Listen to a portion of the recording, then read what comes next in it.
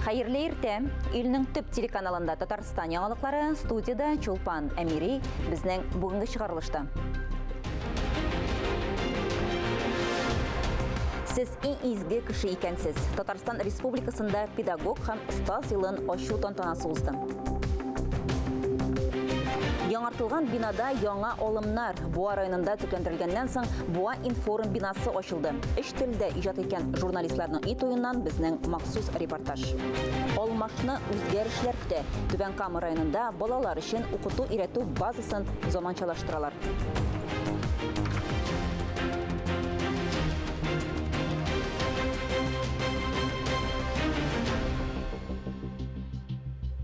Бүген педагогның роле зур әһәмияткә ия. Ул һәр укучының мәктәп тормышында төп фигура булып тора. Педагогик хезмәткәрләрнең аерым статусын танып, илебез президенты Владимир Путин быелгы елны педагог һәм остаз елы дип игълан итте.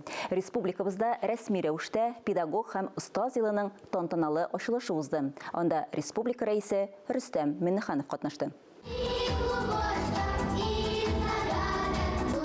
Елдан-ел педагоглар үз укучыларынан чын профессионаллар ясыйлар. Казан Федераль университетының филология һәм мәдәният ара багланышлар институты сәхнәсендә остазларга күп еллык хезмәтләре өчен рәхмәт сүзләре яңгырады. Иң яхшы остазлар республиканың атказанган укытучылары исеменә лаек булдылар. Очень надеюсь, что этот год будет активным, плодотворным, успешным. Агымдагы ел мәгариф өлкәсендә уңышлы актив булсын дип телим. Һәрбер укытучыга уңышлар. Булачак студентлар укытучылык һөнәрен сайлап киләчәктә үз эшләренең остасы булсыннар. Бу ел укытучыларның югары статусын һәм аларның эшенең мөһимлеген ассызыклый. Татарстанда педагог һөнәре яңа дәрәҗәгә чыксын өчен барысы да эшләнә дип билгеләп үтте Рөстәм Миннеханов. Безнең һөнәр иң мәртәбәле, олы хөрмәткә лаек хезмәт. Чөнки сез киләчәгебезне нигезен саласыз. Сезгә бик зур рәхмәт булышабыз. Югары уку йортларында белем бирү сыйфатына аеруча зур игътибар бирелә. Бу елны башлар алдыннан инде күп эшләр эшләнгән иде, мәктәпләр төзелә, бакчалар төзелә. Аннан соң яшьләрнең хезмәт хаклары турында сүз алып барыла һәм әкренләп аларда.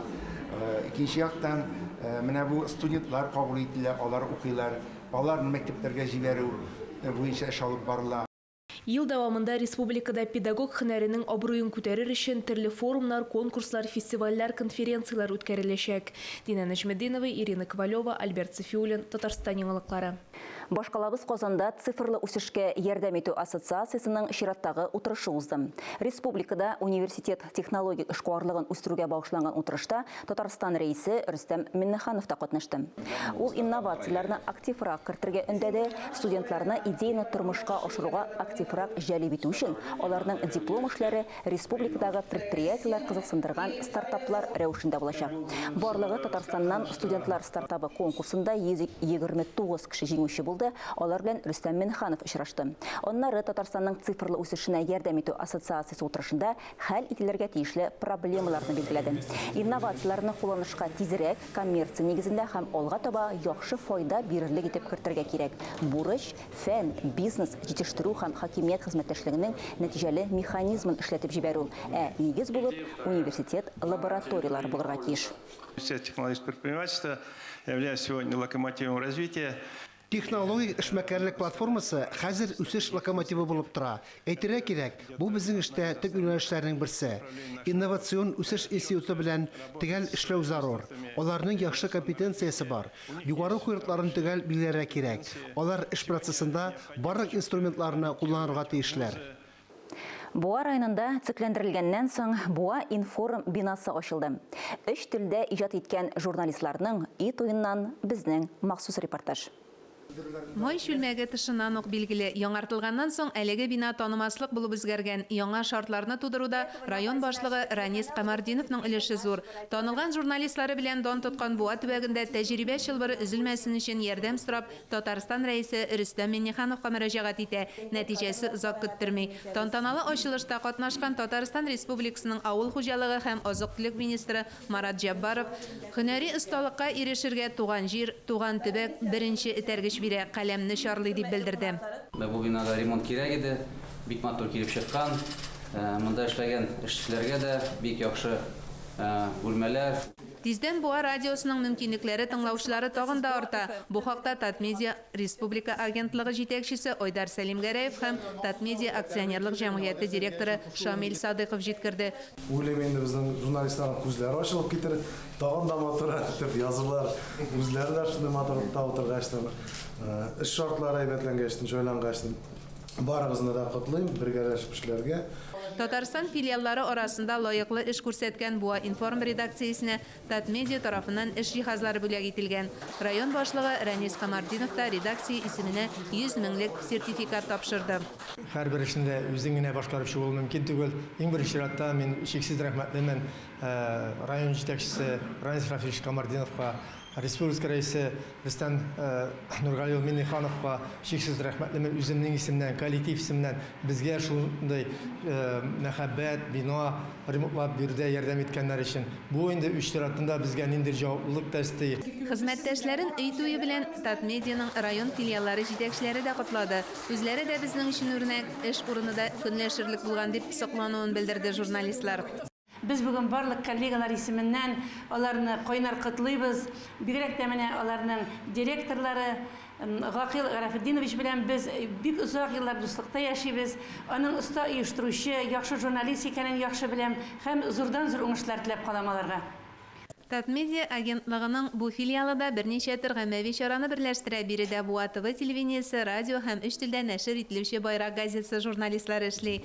Безнең яңалыклар чыгарылышы да Буа информ редакциясе белән даими хезмәттәшлектә. Форсаттан файдаланып, редакциянең яңа тарихы языла башлау белән котлыйбыз. Мөршидә Җихан, Илдар Галәветдинов, Татарстан яңалыклары. Буа муниципаль районы советының узган ел эшчәнлегенә йомгак ясау һәм агымдагы елга бурычлар кую буенча чираттагы утырышы узды. Нәрсәләр башкарылган һәм нинди уңышларга ирешкәннәр? Рәсми чарадан тулырак Мөршидә Җихан репортажында.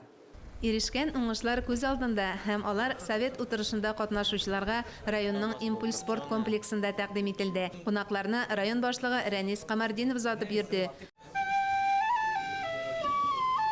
Үз эшенең остасын судагы балык кебек йөзә дибез. Данлыклы шикәр чигендере үстерүчеләр балык үрчетү буенча да танылып килә. Аның өчен Аква Аугусты җәмгыяте җаваплы. Биредә 10 пластик чан һәм алар барысы да балык белән тулы. Ну, беренче сорт янтарная форель, икенче сорт радужная форель и üçüncü сорт стальноголовый лосось. Төп утырыш районның мәдәни үзәгендә узды. Аның эшендә Татарстан Республикасы премьер-министр урынбасары, Татарстан Республикасы авыл хуҗалыгы һәм азык-төлек министры Марат Җаббаров, Татарстан Дәүләт Советының законлылык һәм хукук тәртибе комитеты рәисе Шакир Яһудин, Казан шәһәрендәге якташлык җәмгыяте вәкилләре һәм район активы катнашты. Утырышның көн тәртибен район башлыгы Рәнис Камардинов алып барды. Ул төп чыгышында җитештерү өлкәсенең барлык тармаклары эшчәнлегенә анализ ясады, уңышларына сызыклады, ирешеләсе максатларга тукталды. Бүгенге көндә демография ягыннан караганда безнең рождаемость әзрәк смертностька караганда.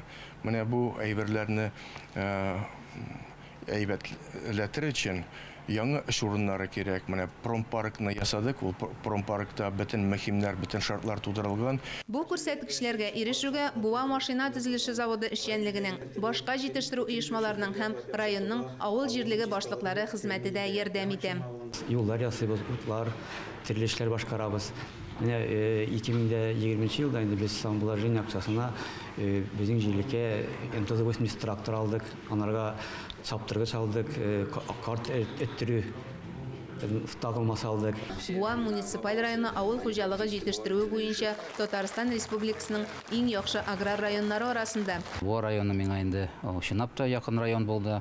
Монда 2 елдан артык эшләп китергә туры килде. Монда Буа халкы чынлап та бик көчле коллектив, бик көчле команда, бик тырыш команда. Совет утырышы буалыларга эшләрендә югары күрсәткечләр өчен хөкүмәт бүләкләре һәм җирле рәхмәт хатлары тапшыру белән тамамланды. Элек биредә район башлыгы булып эшләгән Марат Җаббаров та Буа районының мактаулы гражданины исеменә лаек булды. Мөршидә Җихан, Илдар Галәветдинов, Татарстан яңалыклары.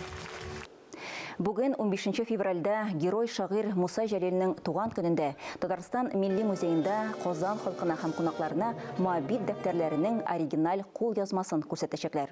Аны елга бер тапкыр Муса Жәлелнең туган көнендә, ягъни бүген чыгаралар.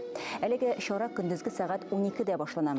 Музейга керү ирекле булачак. Ә инде әлеге чараның иҗат программасын пианист һәм композитор Эльмир Низамов, Габдулла Кәриев исемендәге театр артистлары, Жәлил укулары халыкара әдәби конкурсы финалистлары тәкъдим итәчәк. Шулай ук 1 май мәйданында герой шагыйрь һәйкәленә чәчәкләр куела. Ә инде 17-18 февраль көннәрендә Муса Жәлил истәлегенә Ватаным Татарстан газетасы гамәлгә куйган көрәш бәйгесе узачак. Башка темаларга. Быел Казанга 25 яңа троллейбус кайтырга тиеш. Шулай итеп, парк тулысынча яңартылачак. Быел Казанда троллейбус хәрәкәте ачылуга 75 ел тула. Узган ел юлларны яңарттылар, нәтиҗәдә вагоннарның җыеннар саны 64%-ка кимеде. Ләкин юлның зур өлешенә капиталь ремонт таләп ителә. 132 километрның 70-е моңа мохтаҗ. Быел Казанда юл хәрәкәте белән идарә итүнең автоматлаштырылган системасына тагын 63 светофор тоташтырыласы. Бу юллардагы тыгызлыкны киметергә мөмкинлек бирер дип көтелә. Бүгенгә Казанда 471 светофор эшли, шуларның 3тән 166-сы юл хәрәкәте белән идарә итүнең автоматлаштырылган системасына инде тоташтырылган. Бүген 15 февральда татар халкының бийек җырчысы, Россиянең һәм Татарстанның халык артисты, Татарстанның Габдулла Тукай исемендәге дәүләт премиясе лауреаты Илһам Шакировның туган көне. Исән булса, аңа 88 яшь тулыр иде. Шул уңайдан Габдулла Тукай исемендәге Татар дәүләт филармониясе Илһам Шакиров каберенә зиярат кыла, чәчәкләр салуны оештыра. Чара бүген иртәнге сәгать 10-да башлана. Анда мәшһүр җырчының сәхнәдәшләре, Татар дәүләт филармониясе сәхнә ветераннары һәм артистлары катнашыр дип көтелә. Салих Сәйдәшев исемендәге концертлар залында инде 8-нче тапкыр Нәҗип Җиһанов исемендәге Мирас дип исемләнгән татар музыкасы фестивале уза. 2015 елда гамәлгә куелган фестиваль республикабызда узучы фестивальләр арасында лаеклы урын алып тора. Бүген әлеге чараның соңгы көне. Традиция буенча әлеге фестиваль үз программасында төрле буын композиторларын берләштерә. Нәҗип Җиһанов, Мәсгуд Латыйпов, Александр Ключерев, Резида Ахиярова, Илһам Байтирәк, Алсу Сыңгатуллина, Миләүшә Хайруллина, Эльмир Низамов. Быел фестивальнең концерт программасы 2 дөнья күләм премьера белән билгеләп үтелде. Премьералар фестиваль традициясе. Программада Алина Шарипҗанова, Әмир Әхмәдишин, Артур Исламов һәм башкалар чыгыш ясады. Фестиваль концертларында республиканың дәүләт камера хоры катнашты, дирижерлар Рөстәм Абязов, Айрат Кашаев һәм Ринат Халитов. Мы на каждом фестивале стараемся предложить что-то новое в самой программе. И мы видим большой интерес публики. У нас аншлаги на каждом концерте. Biz her festival programmasında yoğunluk təqdim etərgə tırışabız. Tamaşaçılarının zor kazısını görəbiz. Her konsertdə anşlag. Bu festival için en zor kürsətkiş. Ülkən buğun klassiklarından alıp, yaş kompozitorlara kadar təqdim etilgən muzika tamaşaçılarda zor kazısını uyata. Hem bu en mühimi. Эфирда Татарстан яңалыклары, чираттагы хәбәрләргә күчәбез. Яңа корпуслар, заманча сыйныфлар, Түбән-Кама районының балалар өчен алмаш укыту тренировка базасын зур циклендерү көтә. Заманча комплекс нинди булачак? Түбән-Камадагы хәбәрчебез Альбина Уалиева белеште. Балаларның шат тавышлары әле кайдан ишетелеп тора. Түбән-Каммары көндә очрап тормый бит. Рамил Мулин җитәкчелегендәге эшче төркем алмаш базасын карап чыкты. Делегация төзекләндерү буенча фикер алышты. Шушы комплекс ул тарихи балалар лагере булган. Шуңа күрә безнең максатыбыз киләчәктә дә бу балалар өчен инде шушы спорт белән һәм инде үзләренең сәламәтлек лагере рәвешендә җәйге сезонда калдырырга. Ел дәвамында ул шушы яшь спортсменнарга как уку үзәге булып калдырырга ниятебез бар. Түбән-Каммары билгеләп узганча алмаш укыту тренировка базасы тулысынча яңартылачак. 90 балага исәпләнгән 2 яңа корпус төзеләчәк. Калган корылмалар да калачак. Алар 100дән артык кешене сыйдыра алачак дип көтелә. Заманча комплекс ел әйләнәсе эшләячәк. Ял итүчеләр өчен футбол кыры, чаңгы шу һәм йөгерү өчен урыннар әзерләү каралган. Бу яңалык күпләрне сөендерде. Семья белән чаңгы шуарга йөриләр. бик әйбәт урын. Алмаш, Дружба һәм Факел спорт комплекслары муниципалитет карамагында Сибур Төбәнкамга шундый бүләк ясый. Предприятие акчалата да ярдәм итә. Республика хакимияте дә шактый сумма бүлеп бирә. Ремонт эшләре якын арада башланып, сентябрь-октябрьдә тәмамланыр дип көтелә. Альбина Вәлиева, Рафаэль Ракыпов, Татарстан яңалыклары өчен Төбәнкамдан. Хуш исле фермер ашамлыкларын бик җиңел танырга була. Һәр халыкның ризык әзерләүдә үз серләре бар. Абхазиядан Камчаткага кадәр күргәзмәсендә гадәти булмаган сыйларны татып карарга һәм сайлап алырга мөмкин. Бернинди консервант, зыянлы химик өстәмә юк. Элеккеге гаилә рецептлары буенча әзерләнгән сый-ниғмәтләр кабатланмас тәмен саклый. Природный, витаминовый бустер, бомба, другими словами. Камчатка сыйлары, уннарча төр ит ашамлыгы, гаилә фермаларында әзерләнгән сырлар, көньяк кояшында үскән аш тәмләткечләр, чәйләр, биек тау башыннан җыелган үләннәр, сыйфатлы, хуш исле. Селедочка у нас является природным антиоксидантом, он также вводит тяжелые металлы из организма. Кубань, Адыгей һәм Краснодар столларының иң тәмле ашамлыклары. Абхазиядан алып Камчаткага кадәр күргәзмәсе Мәскәү сәүдә үзәгендә 19 февральдә кертеп эшли. Чыгарылышыбызны актуаль әңгәмә сәхифәсе белән дәвам итәбез. Бүген студия кунагы Татарстанның халык язучысы Рабит Батулла. Сүз аның тарафыннан язылган «Анам теле» дип исемләнгән китап турында. Хәерле көн, мөхтәрәм телевизор караучылар. Үткән ел азагында нәшер ителеп тә күзгә башка күренми калган бер китап килеп эләкте кулыма. «Анам теле» дип атала ул. Авторы Татарстанның халык язучысы Рабит абый Батулла. Рабит абыйның китап арты китап чыгаруына күнеккән булсак та, бу китабы бик үзенчәлекле. Шуңа да без аны бүген студияга үзен чакырга булдык. Хәерле көн, Рабит абый. Сен саулармысыз? Менә шундый китап, име, «Анам теле» дип атала. Фат Галимуллинның әйтүенчә, раславынча, катлаулы ягыннан Коръән китабына шәрехләп әзерләгәндәге эш күләме белән чагыштырырлык дип әйткән бу китапны сез озак яздыгызмы? Беләсезме нәрсә?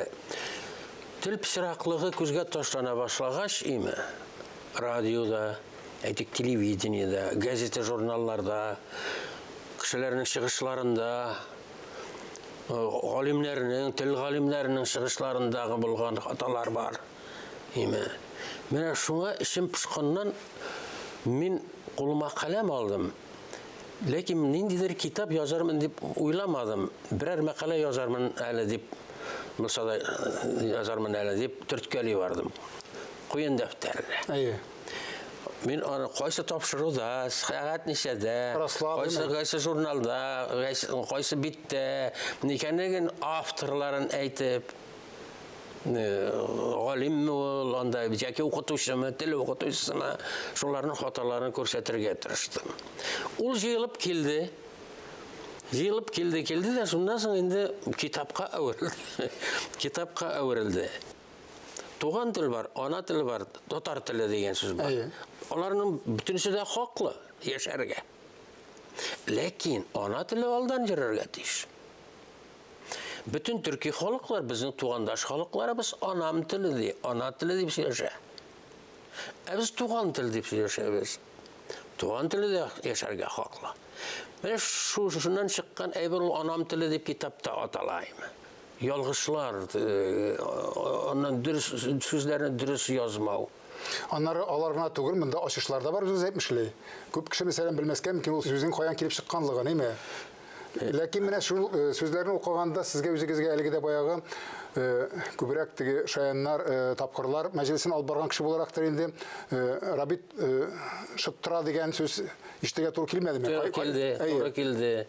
Арттыра дию дә бар, шыттыра дию дә дөрес түгел дип әйтүләр дә бар. Ләкин менә бит галим аңа кереш сүз язган. Профессор, тел галиме. Тел галиме. Миңа шул җиткән. Инде берәүдә хатадан хали түгел, бардыр, миндә дә хаталар бардыр. Ләкин бит мәсәлән салышты белән сабышты дигән сүзне бутап язалар бүген көндә профессионал язучылар. Һәм ул нормага әйләнеп бара. Нормага әйләнә. Менә сабышты белән салышты дигән сүзне бутый татар язучысы. Моңа ничек карарга кирәк?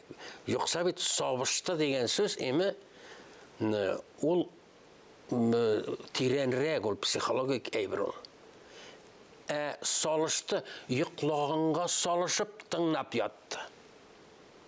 Симулянт. Йоклағанға салышып, қыланып, сір ала тегіндей тікшілерінің пішіп-піші сөйешкенін тыңнап ятты. Сабышып, Ширге сабышу еме? Сабышу, ширге сабышу. Мене баланың фазиғасында ойлы ширге сабышты, ширлерге сабышты, енді ширге сабышты, салышты түгі. Һәм мындай мисалларында бихисап бу китапта еме? Бүтін бізге менә бу тел өлкәсендә генә түгел, гомумән миңа калса һәр татар гаиләсендә булырга тиешле китап дип саныйм бу китапны. Ләкин шуңа да карамастан китапны китап кибетләреннән табып булмый. Бу һәр дикторның, һәр татар теле укытучысының сәхнәдән сөйләшү нәфис сүз остасының кулында булырга тиеш. Нәфис сүзгә алынган кешеләрнең кулында булырга тиеш, тукталы ничегрәк икән бу карап алырга кирәк булса да бит. Анда тәгъбир бар, тәкбир бар, аларның бөтенсен бутыйлар инде. Тәгъбир булса, бер җөмләнең бер кисәге. Тәкбир булса Аллаһны мактау сүзе. Тәкъдире дә бар аның килеп катнаша бит. Менә шушыларны бутамас өчен чыгарылган китап инде ул. Мин аны бит хыялым шушы иде. Менә бүтән радиодагы дикторларга, телевидениедагы дикторларга һәрберсенә бушлай бүләк итәргә исәбем бар иде минем. Ләкин кызганыч ки ул татар телен яклау, саклау буенча тәшкилат тарафыннан чыгарылган бу име.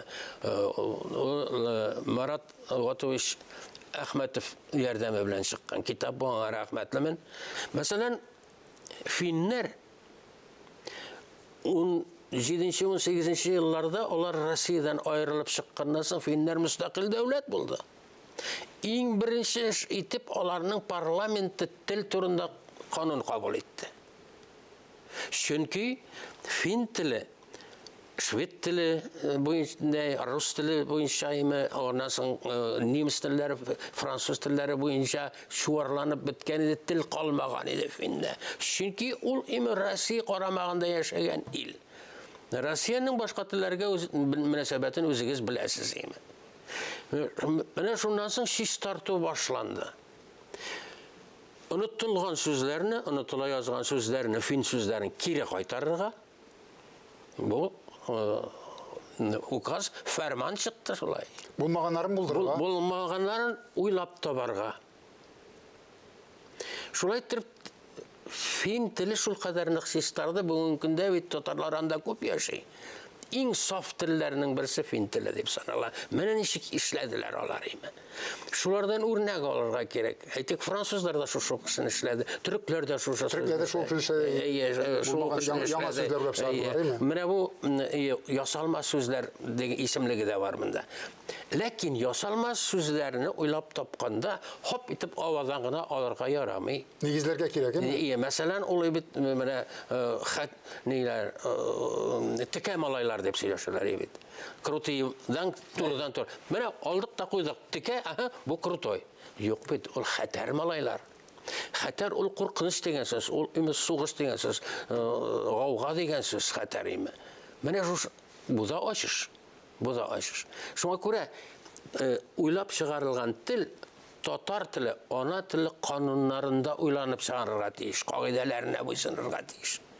Şit tilden kirgen söz, üz kaidesi bilen kirse, Ruslardan biz şulay alabız. Nişik Ruslar ayta şulay aytabız. Yok. Şit başka tillerden kirgen sözler tatar tili tigirmeninde tartılırga tiyiş, tatarlaşırga tiyiş, hem ol kirirge tiyiş. Bu tilini bayıta.